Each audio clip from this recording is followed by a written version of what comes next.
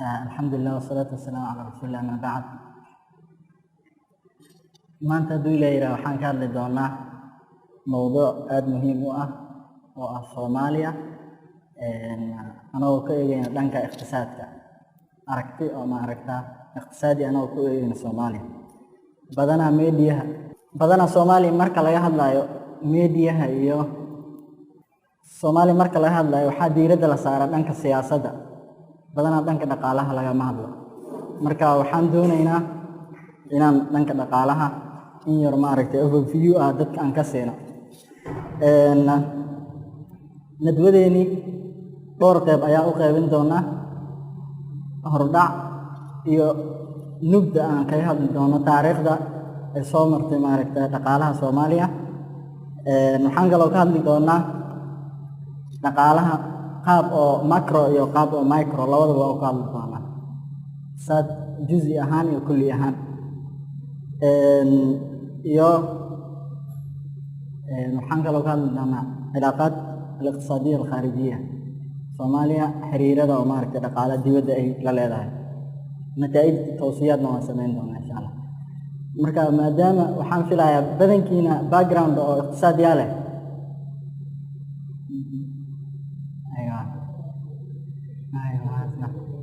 marka waxaan filayaa dadka badankooda inaysan background lahayn laakiin waxaan isku dayaynaa inaan fududeyno maaragta farxiga qaabka usoo tarxinayno inaan fududeyno si loo wada fahmo sababta waxay tahay iqtisaadku waa badanaa arqaam iyo waxyaabahaas ayuu maaragta ictimaadaan marka haddaan bilaabano Soomaaliya horta wuxuu maaragta hadda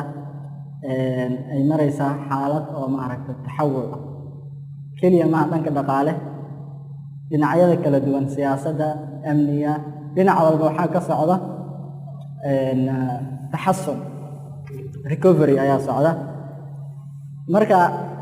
dhanka dhaqaalaha asna saas oo kale waxaa jira recovery ama dib u soo kabasho maxaa yeelay saa ogtihiin burburkii dowladdii dhexe markay burburtay ka bacdi muasasaadka dhammaantood way burbureen marka dhaqaalahaasna waxaa ku socda dib u kabasho marka su'aala meesha imaanaysa oo ah ma dhaqaalihii Soomaaliya wadadii saxda ayuu ku socdaa ma dib buu u soo kabanaya ma mustaqbal fiican uu leeyahay marka su'aashan ayaa waxaan ka dhigaynaa jawaabteeda fardiyadan ku dhisayno maaragtay tarxigeena waxaan kaga jawaabaynaa ayadoo taxadiyaad badan ay jiraan meesha haddana waxaa jira recovery fiican ama soo kabasho fiican iqtisaadkana wuxuu ku socdaa itijaahi fiicnaa haddii maaragta waxaa jira muxadidaad khaariji iyo kuwa daakhili ah waxyaabo maaragta taxadiyaad ah oo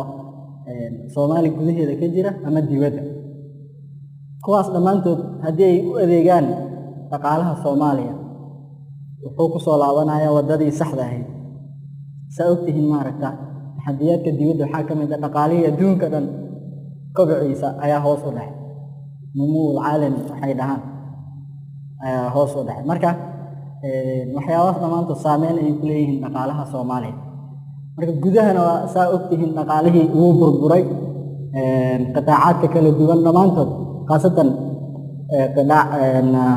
sectorka oo maaragta investmentiga sectorka oo maaragta saving ama maaragta idikhaarka waxyaabahaas dhan ma shaqaynayaan marka waxaan soo bandhigi doonaa qaababka hadda iqtisaadka dib ugu soo laabanay marka fardiyadeen waxaan dhahnay waxaan ku dhisaynaa sax waaye dhaqaalaha wuxuu ku socdaa dhanka saxan marka hadalka soo socda dhammaantiis wuxuu caddeyn u yahay ma fardiyadan aan sheegnay sax miya ama waa qalad aan ka bilaabno hubda taariikhiya ama taariikh ahaan dib aan ugu laabano dhaqaalaha Soomaaliya Soomaalida saa ogtihiin waxay degtaa bariga Afrika dadka degana waa dad qadiim ah dadka qaarkood oo ka hadla taariikhda anthropology waxay sheegaan bani aadamka asalkiisa inuu ka soo jeedo bariga Afrika marka Soomaalida hadda waxaa lahaa 9,000 sano oo qabla miilaadiga ay meesha ku noolayd waa ogtihiin waxyaabaha ashaarta la helay inay tilmaamayaan arrintaas marka waxaan dhihi karaa Soomaalida waxay la soo noolayd taariikhdii hore ee bini'aadmiga oo waxay soo noolayd waqti asr al-xajri waxay dhahaan sadaradu waxay soo sameysay anshitadii iqtisaadiga waqtigaas la sameynayay waqtigaas waxay ahayd dhagax ayaa qof walba uu jiranayay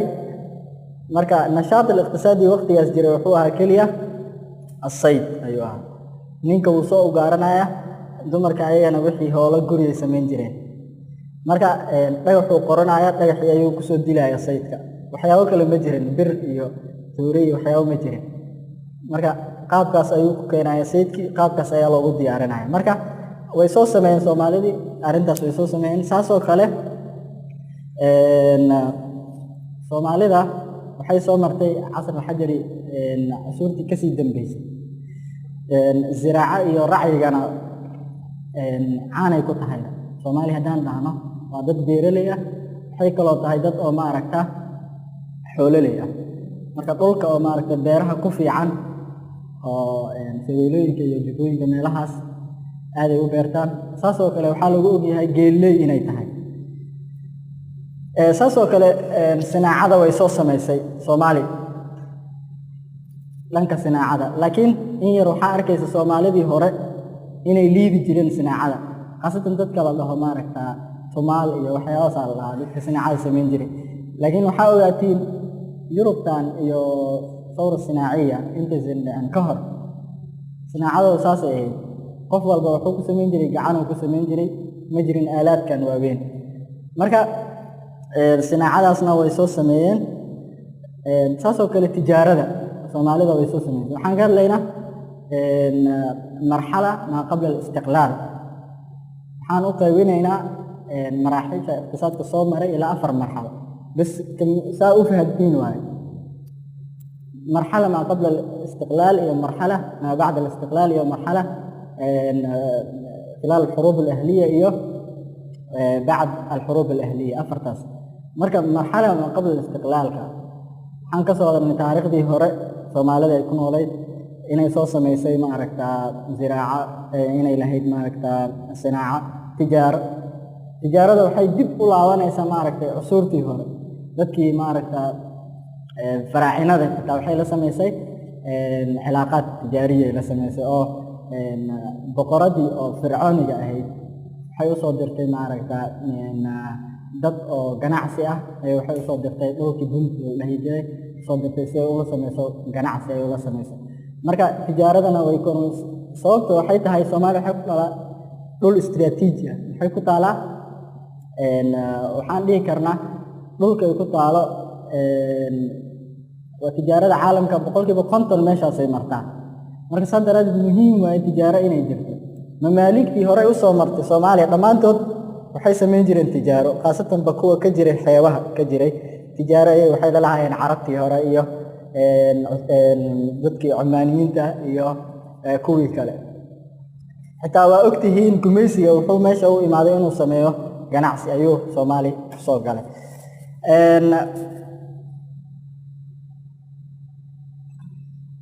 marka istiqlaalka ka hor Soomaaliya silcada ugu weyn ay lahayd waxay ahayd mooska aad ma aragta oo qiimeyn jiray marka laga soo tago ma aragta nawaashida iyo xoolaha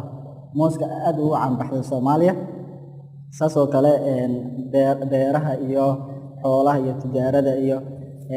qofka gumaysiga ayaa marka wuxuu soo galiyay waxa la dhaho qitaac al-maali finance sector soo galiyay bunuug iyo waxyaabo ayuu aasaasay sababtuna waxa way dhaqaalaha ma soconayo ilaa uu meesha ka jiro qitaac maali ka jiro meesha waxaan uga gudbaynaa marxaladda aan kaga hadlaynay xurriyadii ka hor Soomaali inteeda xurun ka hor dhaqaalaha soo ahaa hadda waxaan u galaynaa marka marxaladda xurriyadda kadib dhaqaalaha soo noqday saa isla wada ognahay Soomaali xurriyadeedii 1960kii ay heshay markii ay helaysay waxay ka heshay dawladaha galbeedka marka isla markiiba waxay qaadatay nidaam oo la dhaho nidaam ra'samaali marka dhaqaalaha wuxuu leeyahay systems ayuu leeyahay waxa uu weyn 3 system nidaam ra'samaali la dhaho nidaam ishtiraaki la dhaho iyo nidaam islaami la dhaho in yar waan faahfaahin doonaa laakiin Soomaaliya waxay qaadatay nidaam ra'smaali ah nidaam ra'smaaliga waxaa waaye dhaqaalaha dhammaantiis qof walba xor uu yahay wuxuu ku dhisan yahay xor qof walba dhaqaalo uu samayn karaa kida dawladda ma soo dhaxgalayso intaas uu ku dhisan yahay هو سمعنا يا مارك فكرة كسيوين أو فكرة ليبرالية الله ومارك سياسي اقتصادي وحول بالله مارك وحول كل شيء أصل أهم به حرية داسو كل شيء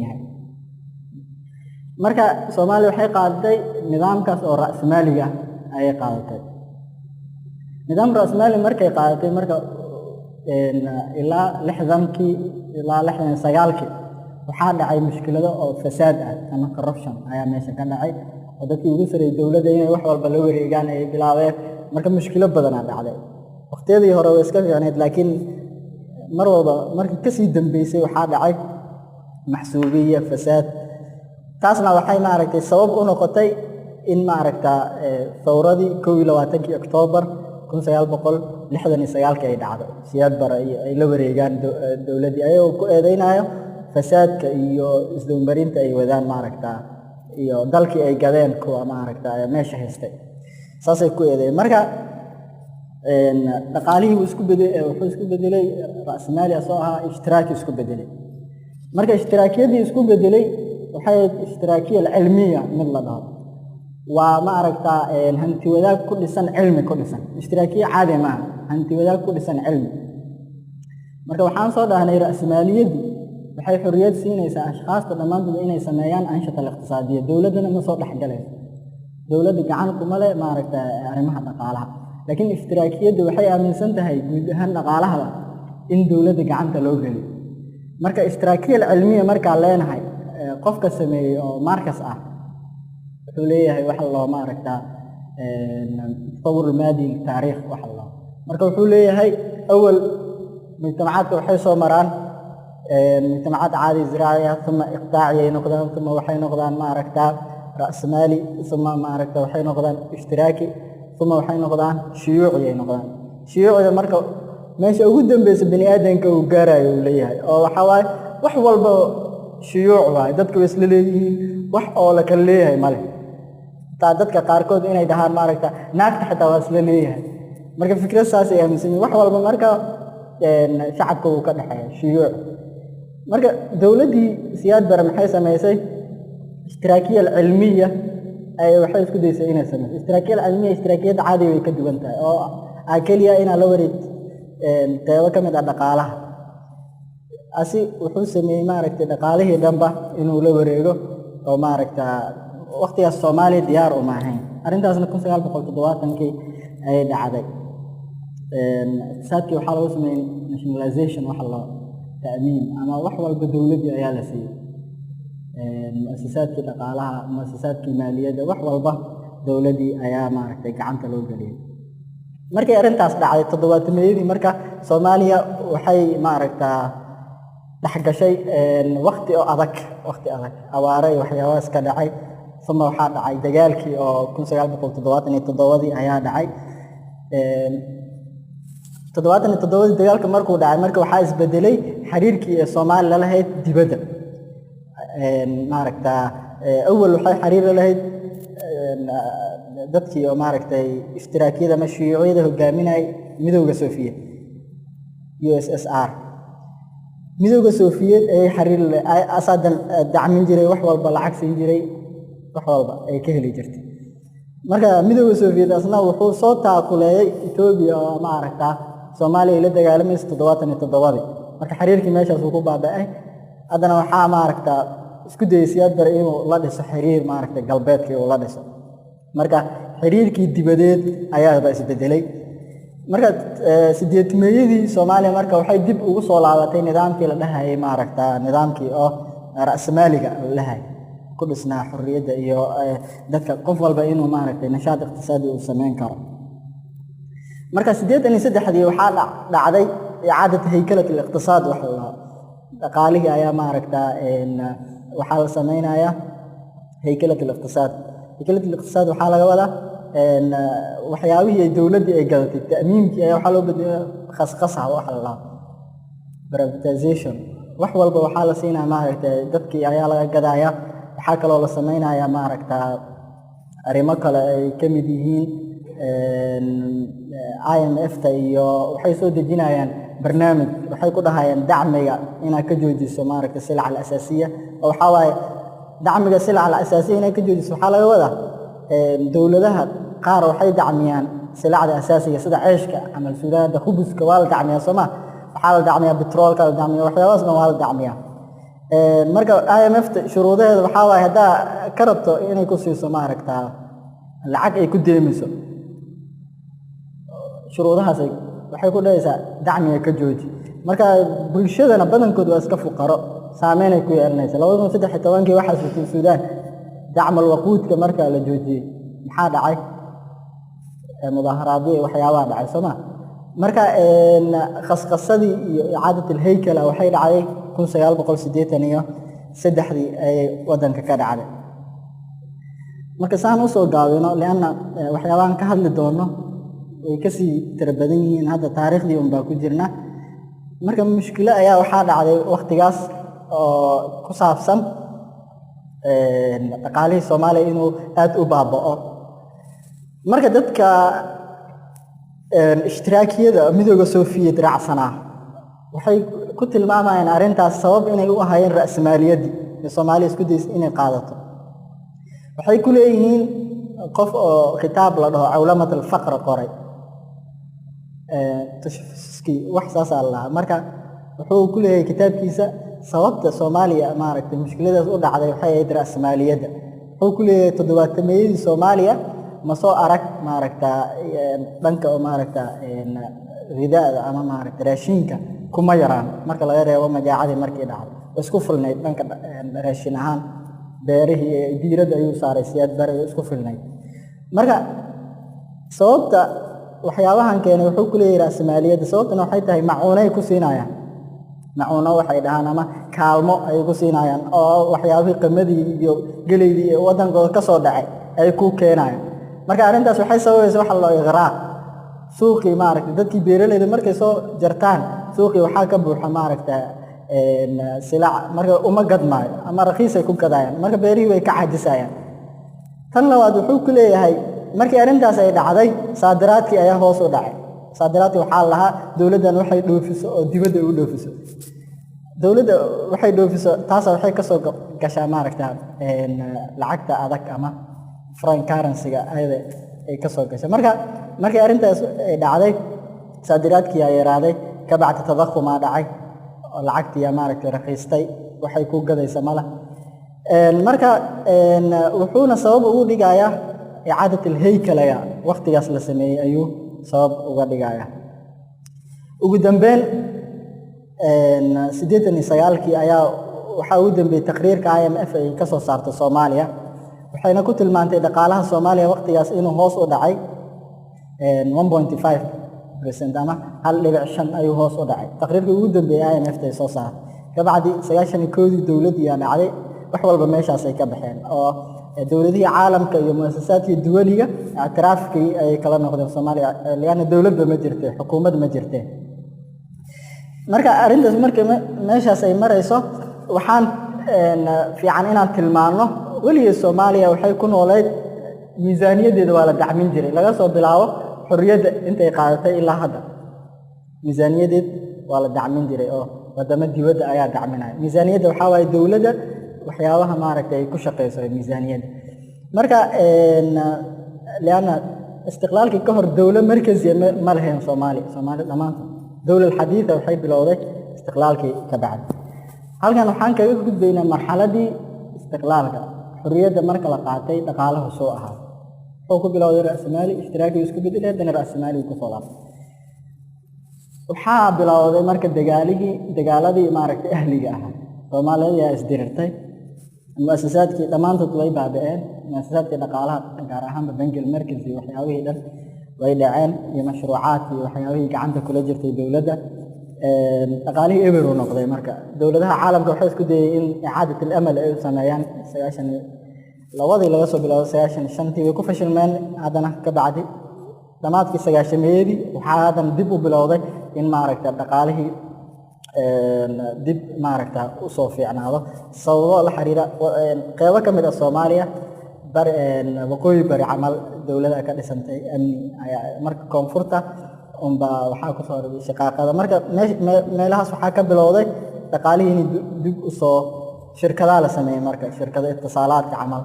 sida maaragtay Hormuud iyo shirkadahaas waqtigaas la sameeyay meelaha qaar waxaa laga sameeyay bunuuga laga sameeyay istismaar oo waxaa bilowday dhanka tacliinta ah marka Soomaaliya waqtigaas badanaa waxay sameyn jirtay dhanka tijaarada ay maaragta aad uga shaqeynaysa marka dhamaadkii sagaashameeyadii waxaa bilowday dhaqaalihii inuu dib u soo noqdo marka waxyaabaha ugu muhiimsan waqtigaas la aasaasay waxay ahaayeen xawaaladaha lianna Soomaalidii dibadda aaday ayaa waxay soo diraysaa lacago dadka marka xawaaladihii ayaa meesha ka dhashay marka 2000 markay bilaabatay arintii way sii socotay haddana maaragta Soomaaliya markaas mushkilada haysatay waxay ahayd lacaga cusub aan la soo saarayn wax walba everykeed way ka baaba'sanayd marka lacaga banaan ka soo galayna ma lahayn marka laga reebo xawaaladaha ay dadka ay soo diraan marka dawladihii ku meel gaarka marka la aasaasay waxaa bilowday lacag kale inay imaadaan dawladaha lacagaha lagu taageeraynayo iyo fangareentaas iyo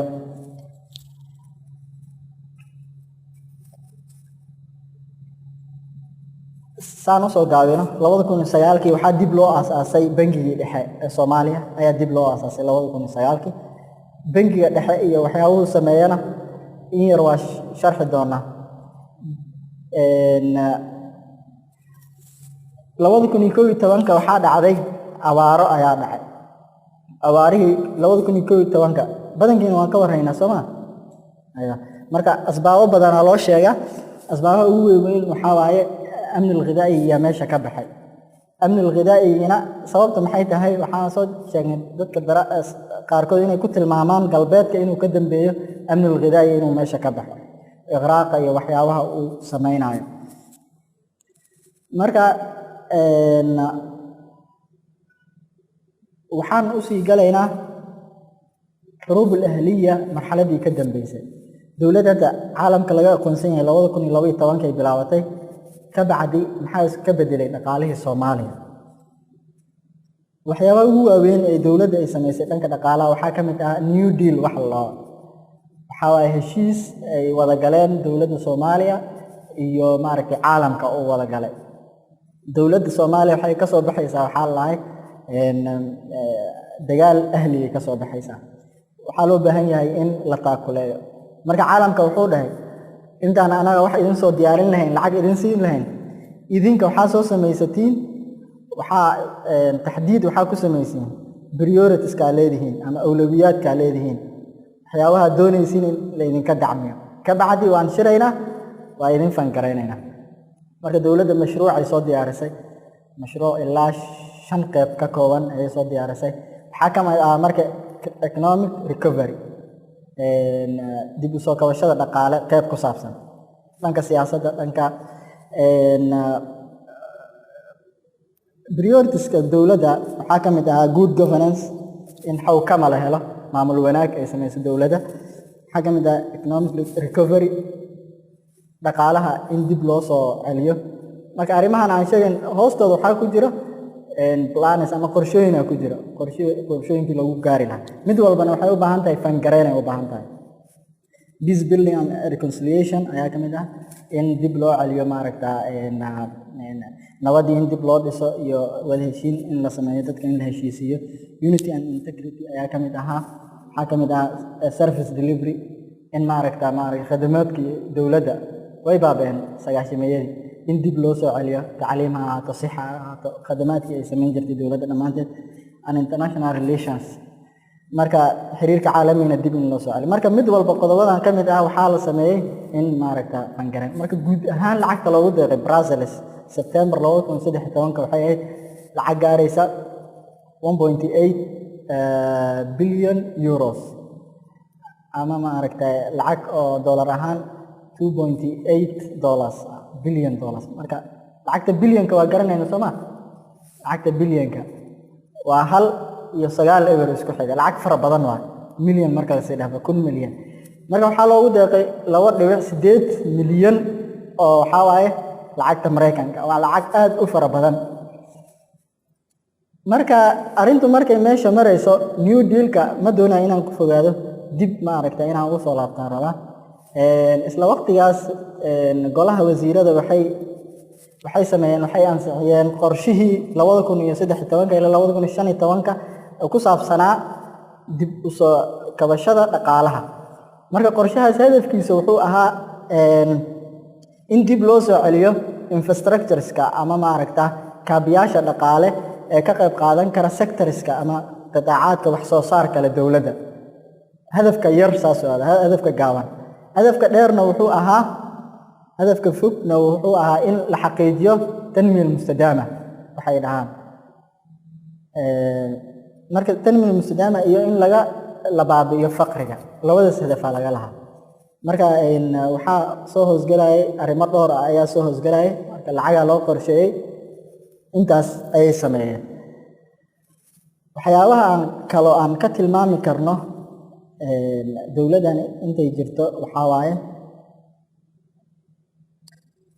dadkii oo dibadda ku maqnaa Soomaaliya dibadda ku maqnayd badankood way soo laabteen liana waxa soo galay amal xal dawladda Soomaaliya dhisantay wadankii uu isbedelay badankeena waxa u maleynaa qaraabo inay ku leeyihiin dibadaha qaraabadooda waxay u imaadeen Soomaaliya soo booqdeen marka arintaasna waxay ka qayb qaadatay dhaqaalihii inuu dib u soo kobco liana dhaqaalaha waa wax isku xiran hadduu sector kamid ah dhaqaalaha intixaash ku dhaco sida betroolka dawladana haysan betrool ay haystaan qaybaha kalena waxay ka qayb qaadanaysaa inuu intixaash ku dhaco marka dadkii markay soo laabteen lacagihii wadanka soo geliyeen diyaaradihii tayraankii dib u soo laabtay waxaa la aasasay bunuug fara badan ilaa ATM laga aasaaso bangi oo Soomaaliya kamid ah ayuu wuxuu la galay Mastercard waxay dhahaan ayuu heshiis la galay oo caalamka meesha doonto ma aragta lacag elektroonik ahaan oo xawili kartaa waana ka heli kartaa Suudaan kama jirto waan kaga fiicanahay arintaas marka waxyaabo badan ayaa iska bedelay arintaas taas iska bedelay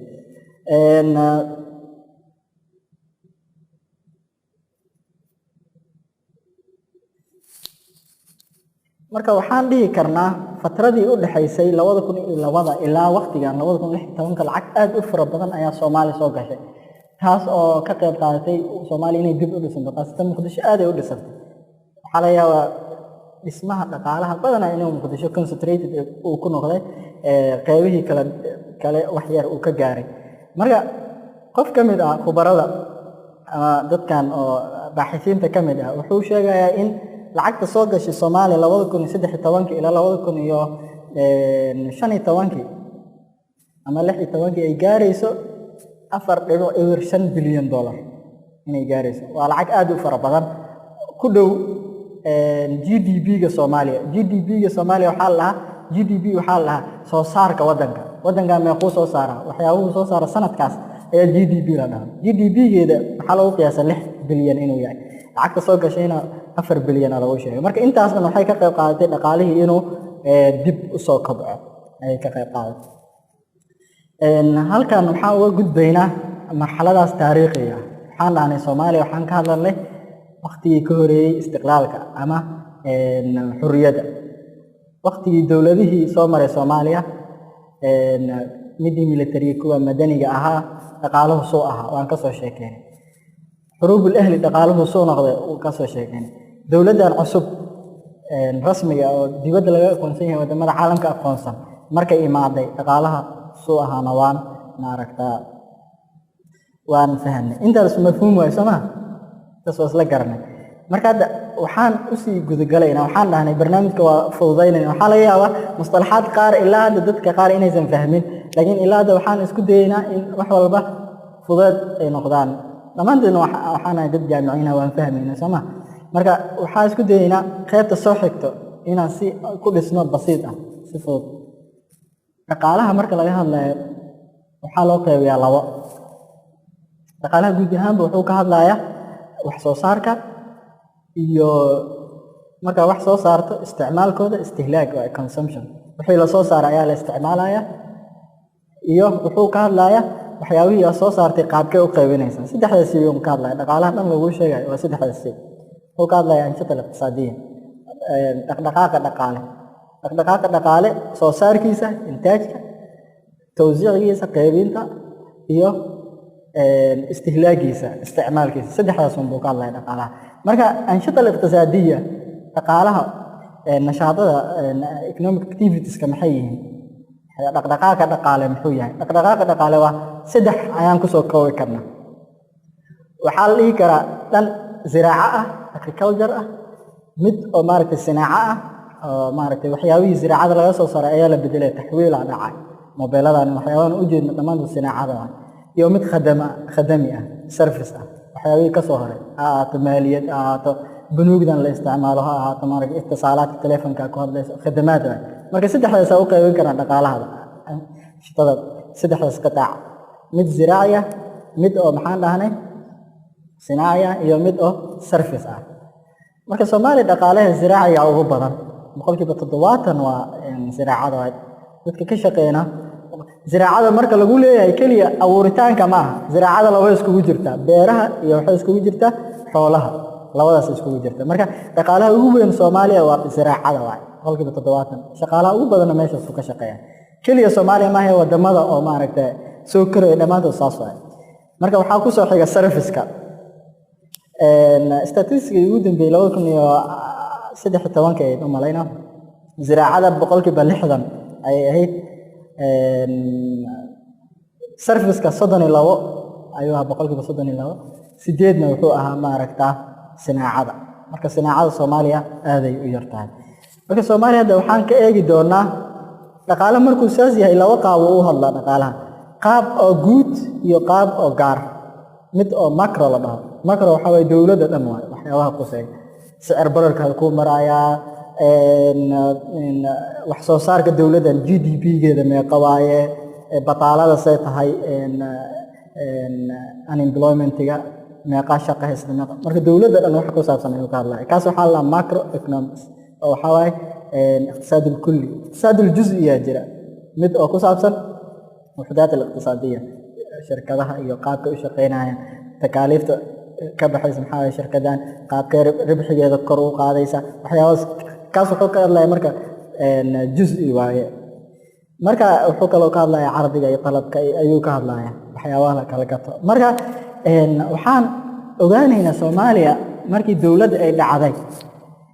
dhamaan dhaqaalihii Soomaaliya waxa gacanta ku hayay private sector-ka wax la dhaho taas arrin muhiim ah laana dawladdii oo badankeed ay maamuleysay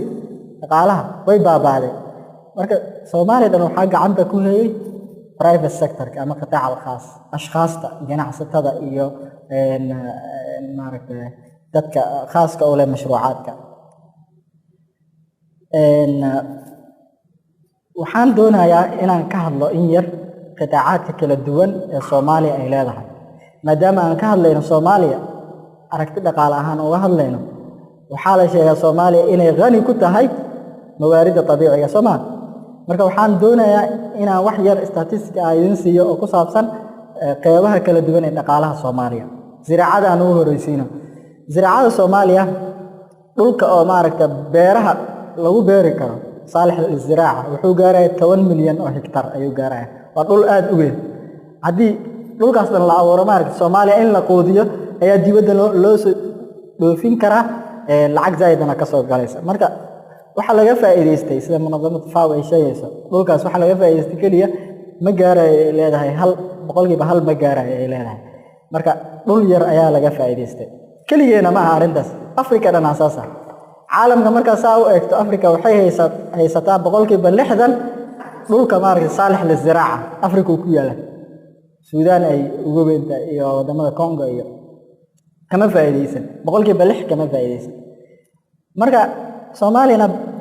waxay haysataa 10 milyan oo hektar 10 milyan oo hektar waxay boqol wax gaaraya kama faa'iideysan marka 10 milyan oo hektar waqtigii siyaad baray wax fiican laga faa'iideystay marka dhanka oo silca al-ghidaiya in yar isku filnaansho ayaa iska jirtay waxaan ka hadlay dhanka ziraacada ilaa hadda ku guda jirnaa kobacii ka dhacay maaragtay Soomaaliya 2013 iyo 2012 2014 waxaa lagu tilmaami karaa dhaqaalaha waqti ugu fiican Soomaaliya waqtiyadan dhow waxaa kobac fiican ayaa dhacay arrintaasna waxaa loo sababeeyaa inay tahay in kor u kac uu ku imaaday dhanka ziraacada beeraha iyo maaragtay mawaashida xoolaha 2011 waxay ahayd sanadkii ugu badnaa ee sisinta laga dhoofiyo Soomaaliya lacag aad u fara badan 200 milyan dollar ka badan ayaa ka soo gashay sisintaas dhoofinteeda marka waxaan dhihi karnaa GDP-ga Soomaaliya qolkiiba 40 waa dhanka ziraacada GDP-ga maxaan dhahnay GDP waa fahansanay Soomaa gross domestic product oo ah natiijada maxalli ijmaali wadankan wuxuu soo saaray sanadkan gudihiisa fatro macayana wuxuu soo saaray waxay gaaraysaa 6 bilyan ku dhawaad 5.8 ay ahayd 2015 sida IMF ay sheegtay marka 40% waxaa waaye ziraacada waaye 40% ziraacada waxayna matashaa 50% waxyaabo Soomaaliya ay dhoofiso dibadda ay dhoofiso 50% maxaa waaye waxyaabo maaragta mawaashida iyo ziraacada ku saabsan waaye marka Soomaaliya 2014 waxaa laga dhoofiyay 5 milyan oo neef wax yar ma Soomaaliya waxay haysataa maaragta geela ugu badan caalamka Soomaaliya ku nool yahay 5 milyan oo neef ay dhoofisay 77,000 oo geel ah ayaa ka mid ah neef geel ah marka badankood 98 wadamada khaliijka loo dhoofiyaa suuqa cusub hadda waxaa ka furmay Masar iyo kida laakiin 98 waxaa loo dhoofiyaa wadamada khaliijka guud ahaan xoolaha Soomaaliya ku nool waxaa lagu tilmaamay inay gaarayaan 50 milyan inay gaarayaan oo madax marka waa xoolo aad u fara badan shacabka marka loo qeybiyo maaragta waxay noqonayaan xoolo ku filan ziraacada waan fahanay Soomaa hore ay ku soo sheegay waxyaabo waxa iska jira arqaam ah marka arqaamta naftirkooda waa muhiim leena dhaqaalaha dhamaantiisa wuxuu ku dhisan yahay arqaam marka ziraacada saas waaye sinaacada Soomaaliya oo galeynaa sinaacada Soomaaliya GDP-geeda ama net maxalliga 10% ay matashaa 10% ay matashaa marka statistics mar 8% mar 10% guud ahaan isku celcelinaa 10% laakiin 2014 waxaan soo dhahnay waxay matashay 8% markii dawladda dhexe ay dhacaysay 53 shirkadood oo waaweyn 53 masnac oo waaweyn ama dhaxdhax ama yaryar ayaa Soomaaliya ka jirtay laakiin markii dawladda ay dhacday masaanicdii iyo sinaacadii dhamaantood way baabaaday laakiin waxaa dib u soo noqday sinaacadii Muqdisho camal waxaa iskaga jiray sinaacooyin yaryar waxay soo saaraan waxyaabo fudfudud sida bacaha waxay soo saaraan oomada casiirada yaryar marka sinaacadkaas fudfudud ayaa dib u soo laabtay laakiin sinaacadkii mutawassidka iyo kuwii waaweynaa ilaa hadda Soomaaliya kuma soo laaban waxaan kaloo ka hadlaynaa sinaacada meeshaas marka ugu gudubno naqliga iyo ittisaalaadka Soomaaliya badankeeda tijaarada aad ay ugu dhisantahay Soomaaliya leena waxyaabaha ay isticmaasho dadka ay cunaan ama kida waxaan soo dhahnay dhanka ziraacada in la bahdilay oo galbeedkii ku sameeyay iqraaq oo ku sameeyay galbeedkii iqraaq markuu ku sameeyay dadka badan ay ka soo tageen ziraacadii laba shay ayaa dhacday horta muhiim ah inaan fahanno markii iqraaq lagu sameeyay dadkii waxay ka soo carareen baadiyihii waxay soo galeen magaalooyinka marka soo galeen maxaa dhacay wax soo saarkii baadiyihii ayaa hoos u dhacay magaalooyinka maxaa ku batay bataaladii ayaa ku badatay waxaa ku badatay shaqo la'aantii maxaa kaloo dhacay mashaakil oo iqtisaadi ayaa dhacay dhanka kale markaan ka eegno hore Soomaaliya waxay soo saari jirtay maxaasiil alghidaa'iya wax la dhaho maxaasiil alghidaa'iya maxaa laga wadaa waxyaabaha markaa soo saarta cuni karta sida galeyda iyo kida hore 70-yadii iyo 80-yadii markii mushkilada ay dhacday aan soo sheegay maxaasiil ziraaciya waa laga tagay sababtana maxaa waaye hadaa soo saarto qofka gadanaya mala waxyaabaha waxay isku bedeleen maxaasiil النقدية وحلا محاصيل النقدية محل ولا حاول وحياة زراعة كسو جوه وهذانا العك كهليس سسمت عمل أيوة عك فربنا الله كذا سما مركا سسمتي يلوسكي محاصيل النقدية أي وحياة قفل بالعورة مركا ماشي سوسكبي مركا ماشي وحاكا بحي أمن الغذائي وحنا اسكو ما في المعركة إنا سبوز اسكو ما في مركا وحياة أنا سبتهم كده دي بدها كهليس مركا سوماليا export import marka la fiiriyo cajzi weyn ku jira in ka badan 2.6 bilyan oo cajzi ah leena waxyaabaha ay cunaan dhammaan waxay kasoo keenan dibadda kasoo degsadaan taasina maxay sababaysaa in cajzi weyn oo dhaco Soomaalidana waa mujtamac istihlaaki ah mujtamac istihlaaki waxaan ka wadnaa GDP-giisa 100% istihlaak waa GDP waan ka hadli doonaa waa oo imaan doonaa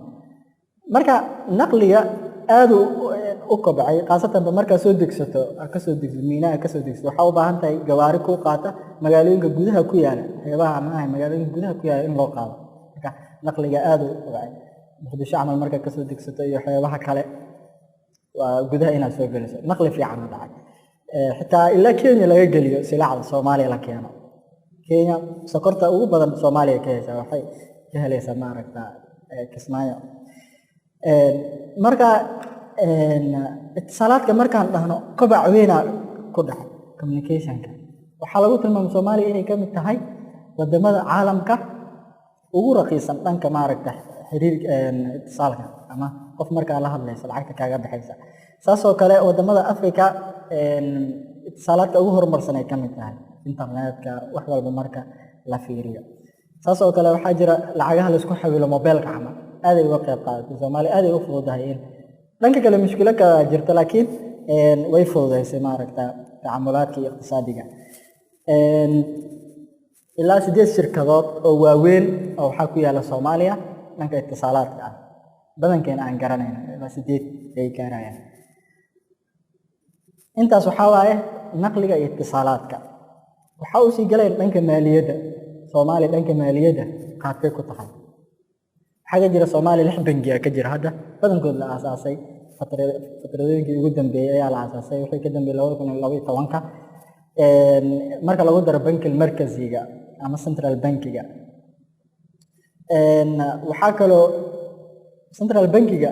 waan ka hadli doonaa ama hadaan wax yar ka tilmaamo waa qofka jihada sameynaysa lacagaha ayada soo saaraysa waxay kale oo maaragtay supervisor ka tahay waxa la siyaasad naqdiya mid sameynaysa maaragta siyaasadda ku saabsan dhanka lacagaha ku saabsan ay sameynaysa waxyaabo kale bankiga markazi uu sameynayo waxa waaye siyaasad naqdiya waxa soo ka hadli doona si oo maaragta faahfaahsan waxyaabaha kale bankiga markazi sameyn tarxiisaad soo saaraya qitaaca maaliga waxyaabo bunuugda iyo waxyaabo ka horgalaya ayuu tarxiis u soo saaraya marka ilaa hadda tarxiis wuxuu siiyay Soomaaliya waxa ogtiin qof walba xawaalad inuu iska furtay marka bankiga markazi ilaa hadda tarxiis wuxuu siiyay 9 xawaaladood ayuu tarxiis siiyay 13 kalena processki ay ku jiraan way gudbisadeen marka arimahaasna waxa ku daqday IMF-ta leena Soomaaliya waxay dalbatay inay lacag hesho waxa la deyn badan la idin leeyahay waxa la idin masin karo islaax iqtisaadi sameeya islaax iqtisaadi wuxuu kamid ah marka tarxiisaadkaasna inay sameyso siyaasad naqdiyana dib ay u soo celiso waa si faahfaahin doona arintaas marka waxaan dhaanay 6 bangiya jirta 9 xawaaladood oo la tarxiisay iyo 13 kale oo hadda processki ku jira ayaa jira iyo waxa kale jira qaybo xawaalado fara badan oo maaragta غير rasmi ah marka xawaaladahan aad ay uga qayb qaateen dhaqaalaha Soomaaliya burburka ilaa hadda Soomaalida badankood waxay ku nool yihiin lacagaha dibadda loo soo diro marka lacagta waxay gaaraysaa xawaaladahan laga soo diro 1.6 milyan ama 1.6 billion dollar ay gaaraysaa lacag aad u fara badan oo maaragtay ka qayb qaadanaysa in la daboolo cajziga oo ku jira maaragtay saadiraadka macnaha aad ay u yar yihiin saadiraadka waxa soo degsatay way badan yihiin marka meesha cajzi weyn ka soo baxay qayb kamid ah waxa daboolay lacagaha dibadda looga soo diro boqolkiiba 9 lacagta Soomaaliya koonfurta ka hadlayna Soomaaliya waxa u malayn lacag gooni inay haysto البنك المركزي جونيا لكن كونفرت العقد كجت بقولك سياشن الشن وفيك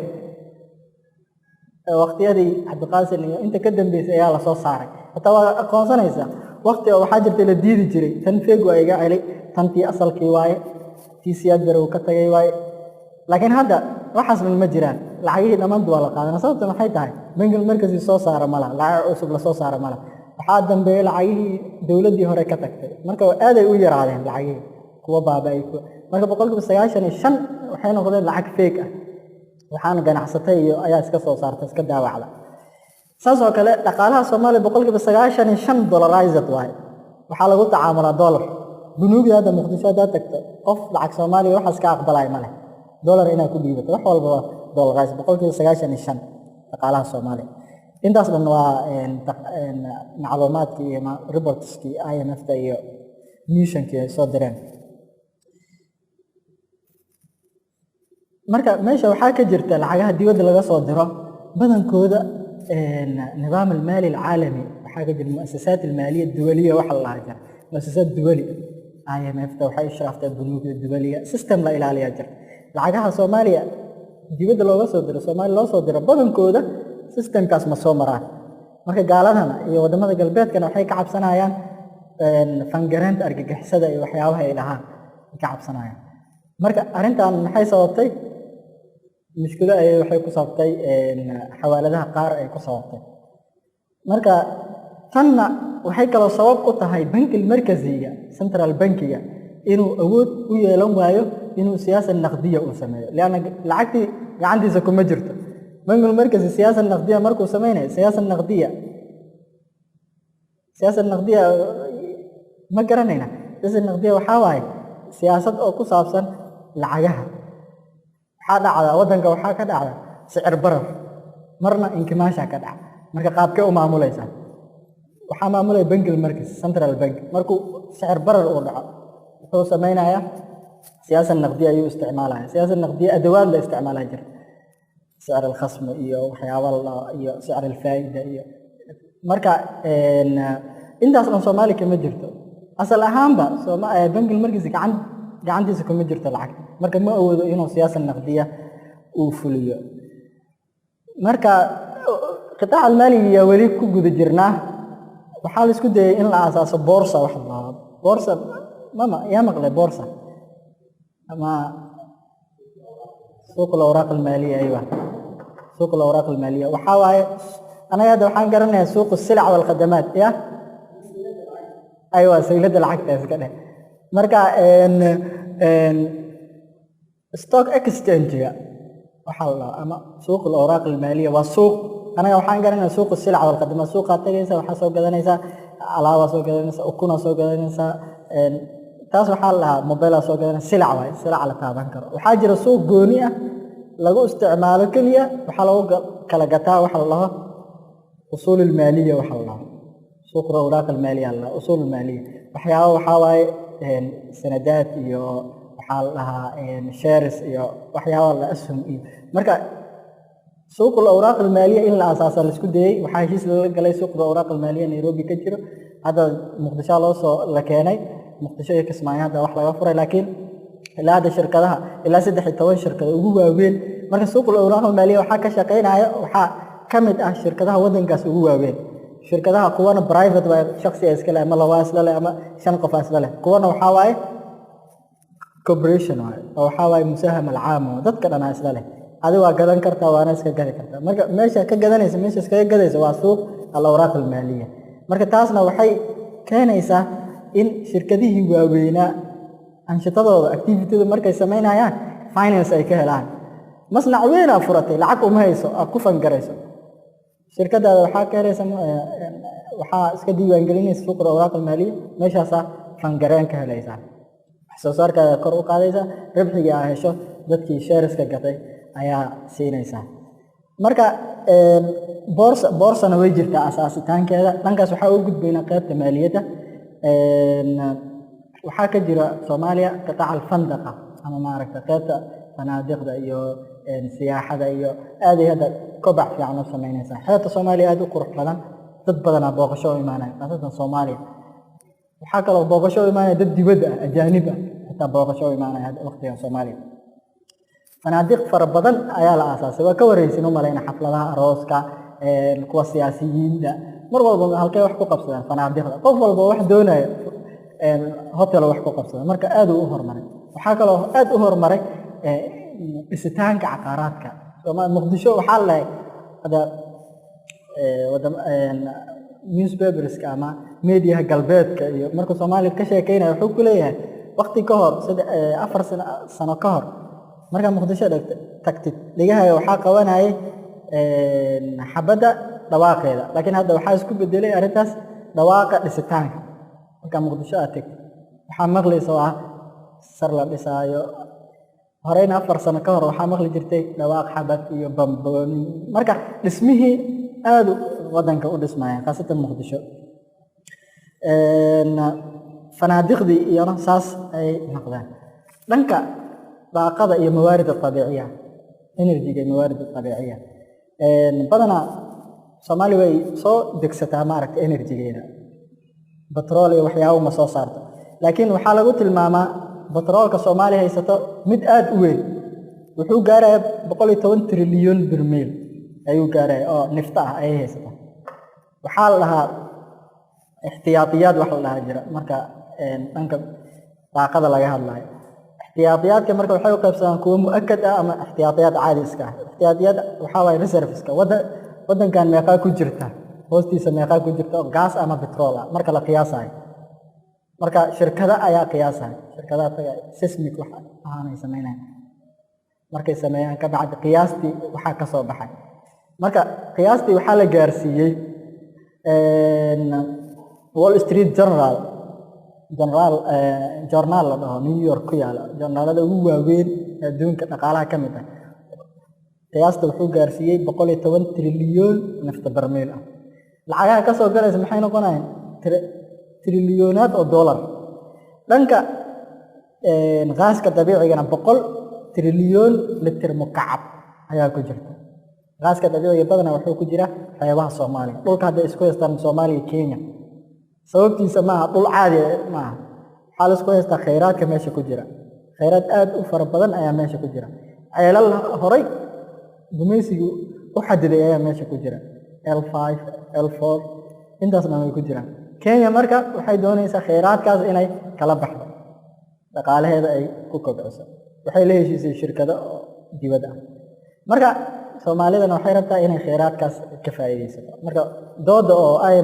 dooda oo maaragta maxkamad jinaayadeed dawliya la geeyay taasay ku salaysanayd marka badda Soomaaliya waa bad aad u weyn badda ugu dheer waa xeebta ugu dheer Afrika kheyraadka ku jirana kheyraad aad u fara badan gaaskeeda aan soo sheegayni waxa ku jira asmaak ama malay aan caalamka laga helin ilaa laga helo Soomaaliya caalamka malaayada caalamka maaragtay hijraaday sameeyaan marka meel qaas ay u soo hijroodaan ayaa jirta way soo hijroonayaan waxay imaanayaan dhulka marka waxa ku jira kheyraad aad u fara badan waxaana u soo hijroota malaayada ugu maaragtay naadirsan caalamka uuna qaalisan waqti muayyan ay imaanayaan jira intaas dhan waxa laga heli karaa qaybta samaga kaliya marka la dhaho potential fiican ayaa ku jira Soomaaliya oo 2020ka waxay gaaraysaa hadii la soo saaro 800,000 oo tan oo samaga ay soo saari kartaa marka ilaa hadda laga ma faa'iideysan warshado qaar ah way jiraan taas qoray iyo warshado ka jira laakiin ilaa hadda laga ma faa'iideysan mushkiladan waxa jirta caalamka ma aqoonsanaba hadaa warshada ku samayso Soomaaliya soo saarta malay qofka gadanay male waxa lagu leeyahay quality-gi ma waafaqsana standard-ki ma waafaqsana marka tarxiis duwaliya ma haysato dadka qaar waxay sameeyaan Soomaaliya ku soo saarayaan wadamo qaar ay u dhoofinayaan Indonesia Malaysia markaas ayaa suuqa caalamiga la soo gelinaya laana suuqa caalamiga toos uma gelin kartid waxa ka saaran ka mamnuucan tahay marka intaas waxa waaye mawaarid tabiiciya iyo daaqada waay arintan hadda aan ka hadlayno qaab oo juz'i ahaan uga hadlayno wax badan aan ka fahanay Soomaaliya qaybaha kala duwan qataacadka kala duwan dhaqaalaha Soomaaliya waxa uu si galayna si fudud oo maaragta sariica qaybta ugu muhiimsan oo ah iqtisaadul kulliga ama macro economic Soomaaliya أول وحان كهر مرينا جي دي بي جا وحان لها وحان هذا عن سو شيء الناتج المحلي الإجمالي عن دهينا الناتج المحلي الإجمالي وحاواية محاول كسو شيء الناتج المحلي الإجمالي صوصارك ودن كذا صوصارة شكرا يا وضرت جود wax soo saarka wadankaas fatro معينة oo soo saaro sanad camal oo soo saaro marka sanadkan muxuu soo saaray marka naatij المحلي الإجمالي waxaa jira qaacido lagu helo ama qaab uu ku beesgaraysan yahay maxaa waaye wuxuu ka kooban yahay naatij المحلي wadanka wax soo saarkiisa koo waxa waaye istihlaakiisa lagu daray isticmaalka lagu daray infaaq al-hukumi iyo waxaa lagu daraya export laga jaray import Soomaa marka istihlaaga dadka maxay istihlaagaan maxay cunaan dadka khaaska istihlaaga khaaska shacabka caadiga muxuu cunaa muxuu gataa adi baqaalaad tagta waxa soo galta suuqa tagta intaas waxa ku daraysa maalgashiga wadanka meeqa capital formation Allah wadankan maalgashigiisa meeqa waaye lacagaha la maalgashtay dib loo maalgashay shirkadaha wax soo saaraya maalgashigooda maalgashiga marka ku darto dawladda ayadana meesha ka jirta ama xukuumadda iska dheh xukuumadda meesha ka jirta ayaga infaaqeeda meequu yahay xukuumadda ayadana wax badan ay bixisaa Soomaa dadka u shaqeeya kumanaan kun ayaa u shaqeysa kuwa wasiirada jira kuwa madaxweynaha xafiiskiisa intaas ka shaqeeya wasiirada boqolaal ku xiran baarlamaanka jira wasaaradihi jira ciidankiya jira marka sector aad u weyn waxa waay infaaqa aad u maaragtay u weyn yahay marka infaaqa dawladda xukuumadana wuxuu noqonayaa saddexdaas marka isku darto waxa ku sii daraysa waxyaabaha dhoofiso waxyaabaha soo saartay qaarna gudaha ku isticmaalaysa qaarna waa dhoofinaysa Soomaa waxyaabaha dhoofiso waxa ka jaraysa waxyaabaha soo degsato marka meesha waxa kaga soo baxay saafi saadiraad ama maaragta marka la kala jaro waxyaabihii dhoofiso waxyaabaha soo degsatay intaas marka isku darto waxa waaye wax soo saarka wadankaas waaye dhan marka uu eegno dakhliga wadankan waa la dhihi karaa dakhliga wadanka intaas uu gaarayo wax soo saarkiisana inta isku mid leeyahay marka waxaan ka hadli doonaa Soomaaliya maaragta wax soo saarkeeda ama GDP horta GDP dhamaantiis ewer uu noqday markii xukuumadii ay burburtay laakiin hadda waxaa jira dib u kabasho mid walba marka waan ka hadli doonaa banka duwali taqriirka 2015 uu soo saaray wuxuu ku tilmaamay Soomaaliya dhaqaaleeda ama istihlaageeda qaybta koowaad oo wax soo saarka ay ma ogtahay boqolkiiba boqol oo GDP-ga waay wax soo saarkeeda dhamaantood way istihlaag macnaha istihlaaga aad u fara badan meeshana kama jirin istismaar markii dambe istismaarka wuxuu mithlay boqolkiiba 8 hadda istismaarka 2015 boqolkiiba 8 ayuu gaaraya taasoo gaaraysa 434 milyan xisaabaadka hal mar hadda dib ugu noqdo Soomaali GDP-geeda meeqaan soo dhahnay ma xasuusatay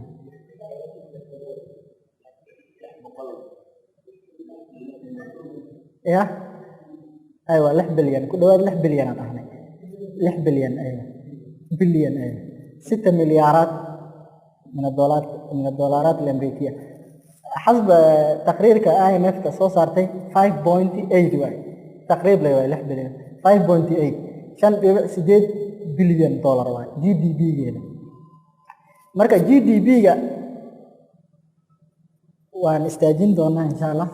هذان دب أسي وذينا هذا ماشى كوا كيننا واه يا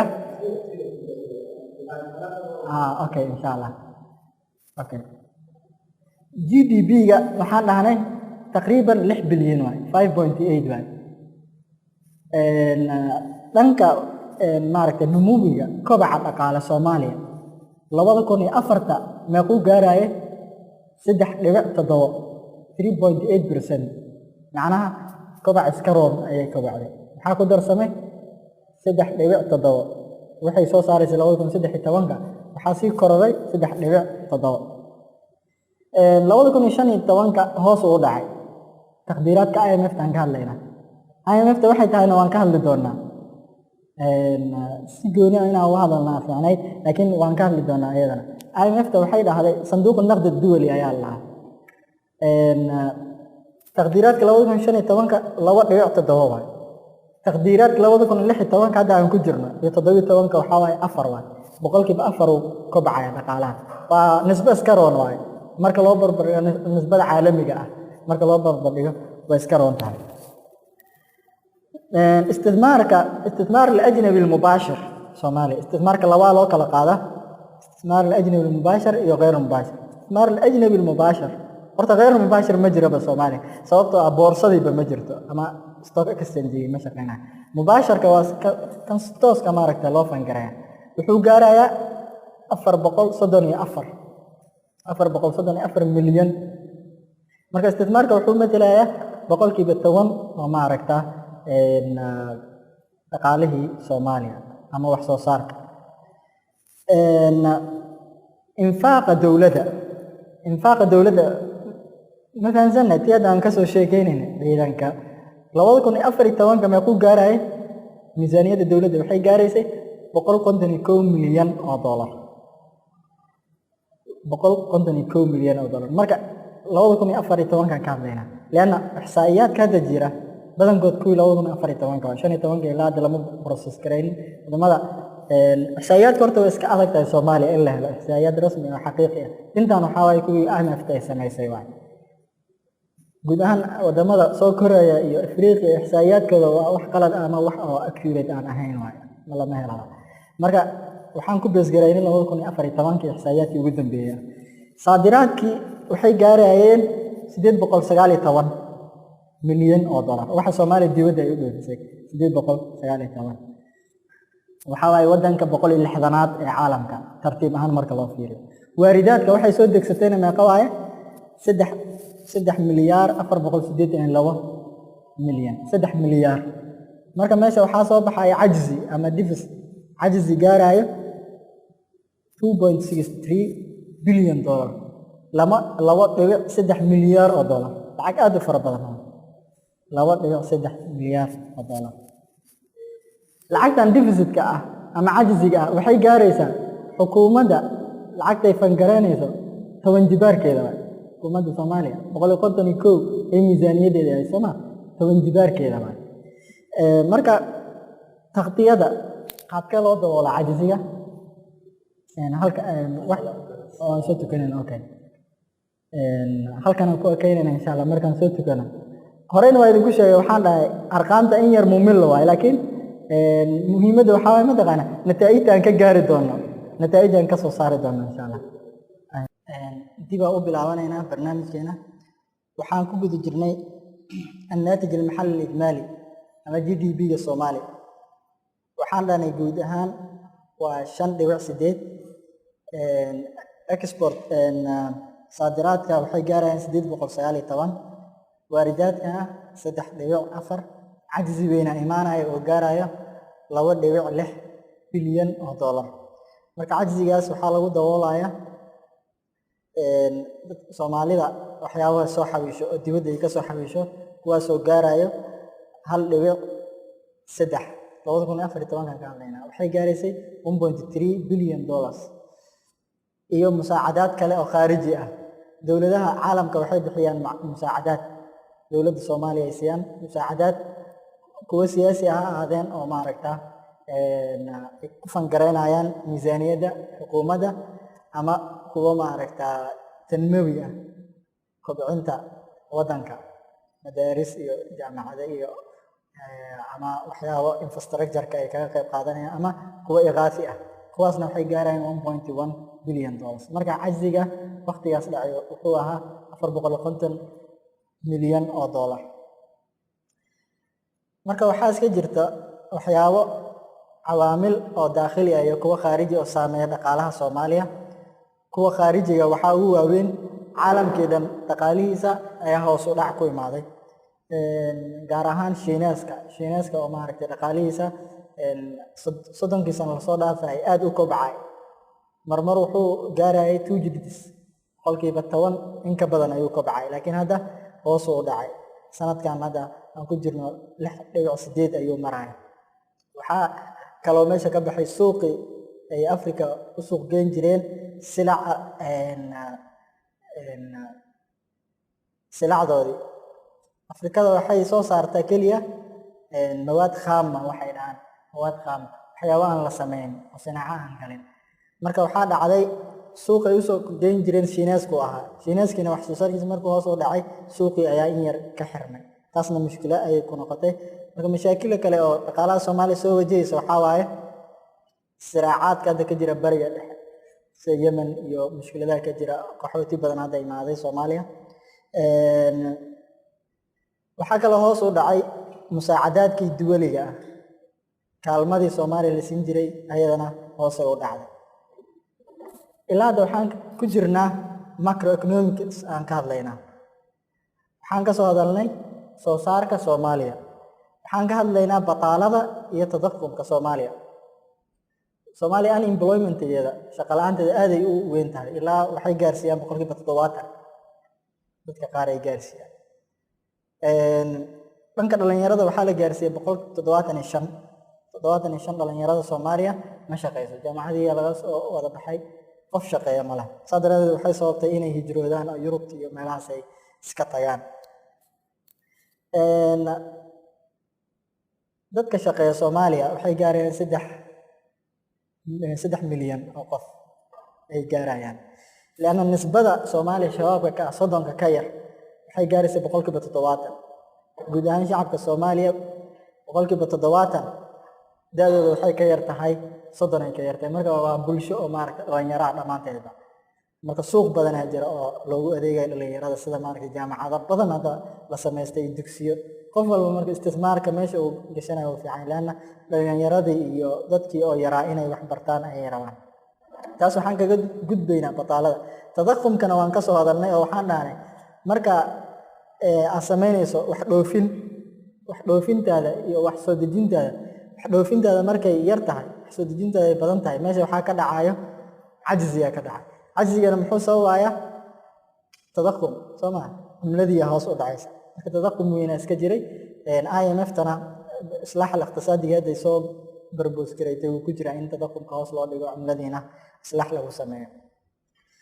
halkan waxaan ka gudbaynaa bataaladii tadakhumkii. waxaa u galayna miisaaniyada caama waxa la dawladda miisaaniyadeeda. dawladda waa iska mid hadda iska yar laakiin miisaaniya iska badan ayaa ku baxaysa. 2014 miisaaniyadeeda waxay gaaraysay 151 miisaaniyada dawladda 151 ayay gaaraysay waxyaabahay bixisay. laakiin revenues-keeda waxyaabaha ayada heshay miisaaniyada labay u qaybsantaa. miisaaniyada caam marka labay u qaybsantaa. dawladda waxyaabaha ay bixiso iyo waxyaabaha soo gala. waxyaabaha soo gala waxaa ugu badan tax Soomaa daraa'ibta iyo ayaa ugu badan. iyo mashruucaadka ay samayso Soomaali mashruucaad ma leh. marka daraa'ibta ugu badan iyo non tax iyo tax-ga ugu badan. waxyaabaha ay bixisana waxyaabaha aan ka soo sheegaynayna way oo baarlamaankii lacag la siiyo madaxweynihii wasaaradii dhanka ciidanka khadamaadkay gudbiso wasaaradihii intaas lacag ku baxda. marka miisaaniyada guud 151 ay gaaraysay. lacagta soo gashay revenue-geeda 145 2014 ka hadlayna. cajzi oo waxaa jira marka 5.8 miisaaniyada dawladda cajzi 5.8 ah galay. marka waqtigaas waxay dalbatay Soomaaliya IMF-ta waxay ictiraaftay 2013 IMF-ta. marka waxaa laga dalbaday islaax inay ku sameyso miisaaniyada cajziga ay yarayso. marka 2015 iyo 2016 hadda aan ku jirno cajzi ma jiro. 2015 tusaale ahaan 199 ayuu wuxuu ahaa revenue-ga expenditure wuxuu ahaa 199. marka miisaaniyada isku dheelitirnay. marka way isku dheelitiran tahay marka lagu leeyahay revenue ay hesho waxaa la jira caawimaad oo dibadda ah. tusaale ahaan 2000 iyo Donald Fund-ga 2014 wuxuu gaarayay 61 milyan. wadamada caalamka waxay ugu deeqaan miisaaniyada dawladda 61 milyan. 2015 85 milyan ay ugu deeqeen. sanadkan 107 milyan marka hadayna maran soo sheegnay waxa xasuusino malayna laga soo bilaabo xorriyadii Soomaaliya ilaa hadda dawladdu waxay ku dhisan tahay caawimaad aywa miisaaniyad oo dhameystiran ma helin 2016 hadda aan ku jirno miisaaniyadda la ansixiyay waxay gaaraysaa 246 milyan marka way isku dheeli tiran tahay infaaqi iyo xasiiladii labadaba isku dheeli tiran yihiin revenue heshay iyo waxyaabaha ay bixisay marka waxaan doonayaa IMF in aan wax yar aan ka hadlo laakiin waan dib dhiganaynaa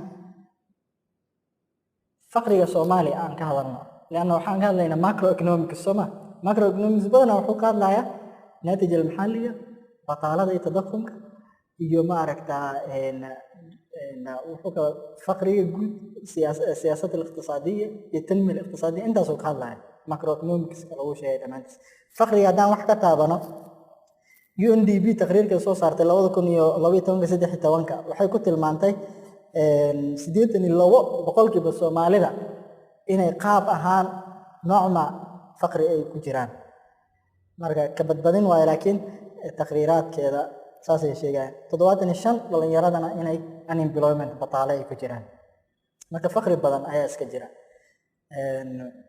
faqriga waxyaabo ay ku dhisayaan waxyaabo ma aragtaa lagu muransan yahay laakiin taqriirka saas ay ku sheegaan marka waxaan u sii galaynaa deynta Soomaaliya lagu leeyahay adi shakhsiyaad tahay waxa cunta Soomaa marmar waxa laga yaabaa biilka inuu ku yaraado waa soo deensanaysa dawladana saas amal leeyahay ayadana miisaaniyadda markay ku yaraato deynay soo qaadanaysa marka deynta lagu lahaa Soomaaliya 91 markuu dhacay 2 milyan amal ay gaaraysa laakiin hadda waxay maraysaa 5.4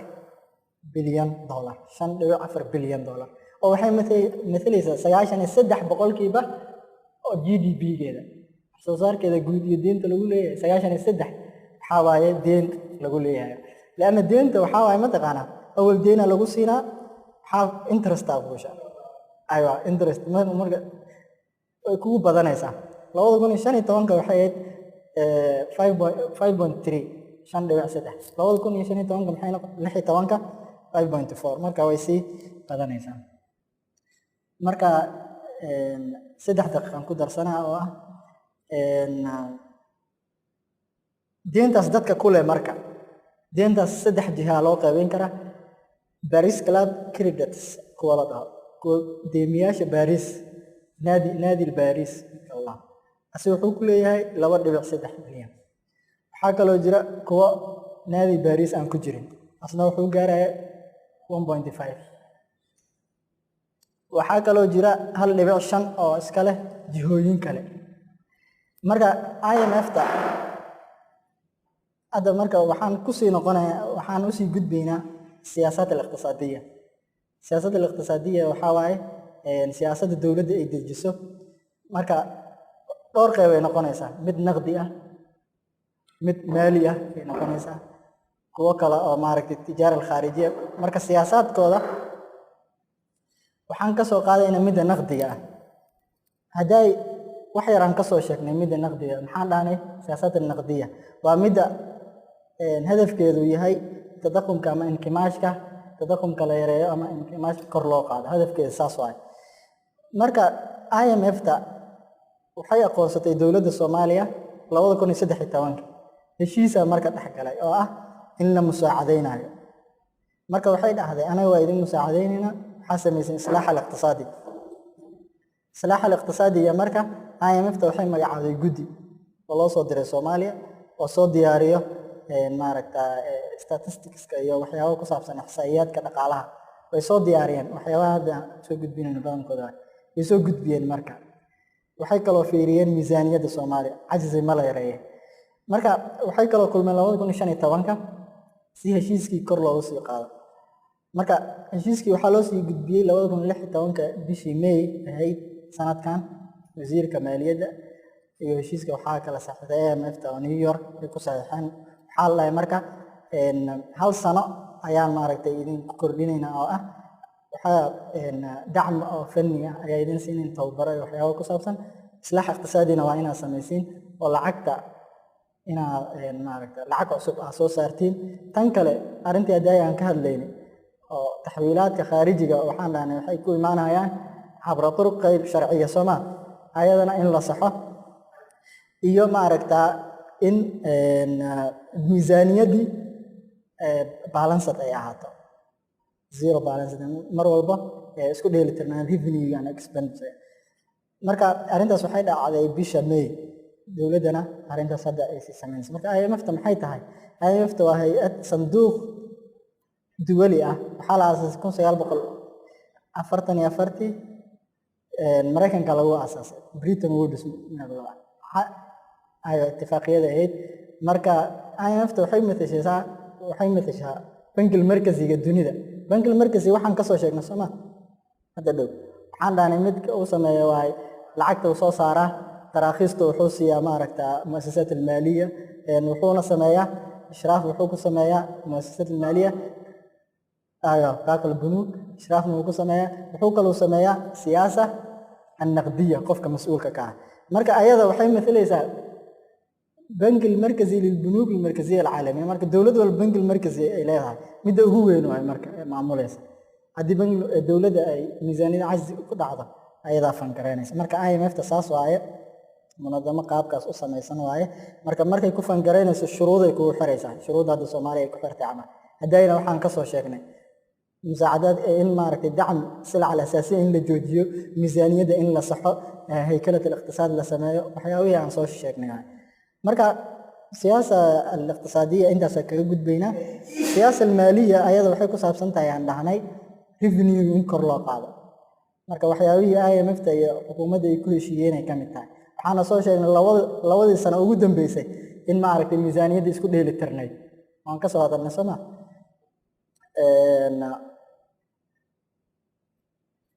tanmiyada iqtisaadiga inaan ka hadlaa laakiin waqtiga nooma saamaxayo intaas ayaan ku soo gabagabeynayaa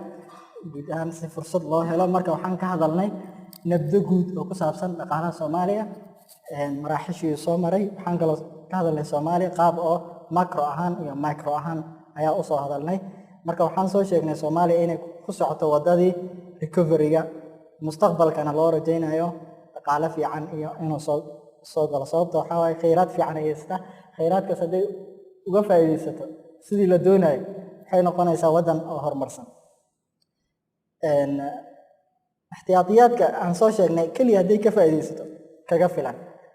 haday kaliya ziraacada ay ka faa'iideysato ay kaga filan tahay hal sector kaliya si toos haday uga faa'iideysato caadi ma aragtaa wadan barwaaqo ayuu noqonayaa intaas soo gabagabeynaa su'aalaha iyo niqaasha